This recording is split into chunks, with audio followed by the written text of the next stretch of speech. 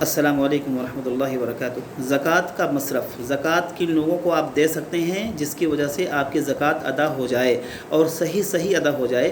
تو ایسے مصرف اللہ تعالی نے خود جو ہے سورہ توبہ کے اندر یہ سورہ جو ہے سورہ 9 ہے آیت نمبر 60، سورہ توبہ آیت نمبر 60 میں اللہ تعالیٰ نے فرما دیا ان کی مصرف کتنے ہیں۔ سب سے پہلا کیا ہے؟ فقراء، فقیر لوگوں کو آپ دے سکتے ہیں۔ دوسرے نمبر پر ہے مساکین، مسکین لوگوں کو آپ زکوٰۃ ادا کر سکتے ہیں۔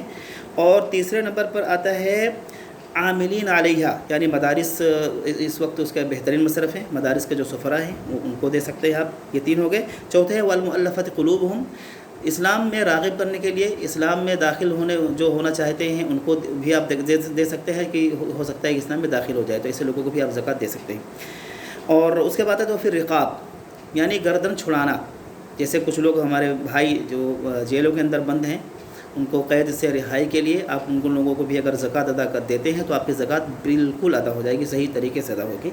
اور والغارمین، اگر مقروض ہیں کوئی آپ کی نظر میں، آپ کے بھائی ہیں، آپ کے بہن، آپ کے رشتہ دار یا کوئی بھی مسلمان بھائی آپ کی نظر میں اگر کوئی مقروض ہیں، قرض دار ہیں بہت زیادہ، تو آپ ان کو بھی زکوٰۃ دے سکتے ہیں اور آپ کی زکوٰۃ بالکل ادا ہو جائے گی۔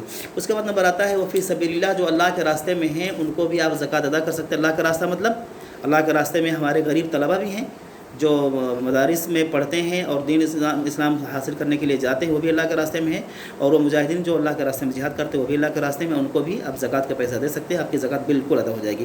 لاسٹ نمبر پہ آتے ہیں وہ اپنی سبیل، مسافر جو لمبے سفر کرتے ہوں بیچارے اور کھانا بدوش ہوتے ہیں اور ان کے پاس وسائل اتنے زیادہ ہوتے نہیں تھے، تو ایسے لوگ بھی اگر آپ کی نظر میں کوئی ہے تو آپ ان کو بھی زکوٰۃ کے پیسے دے سکتے ہیں، اور انشاءاللہ ضرور آپ کی زکوٰۃ ادا ہو جائے گی۔ مزید وضاحت کے لیے آپ مجھ سے رابطہ کر سکتے ہیں۔ ٹھیک ہے، السلام علیکم ورحمۃ اللہ وبرکاتہ۔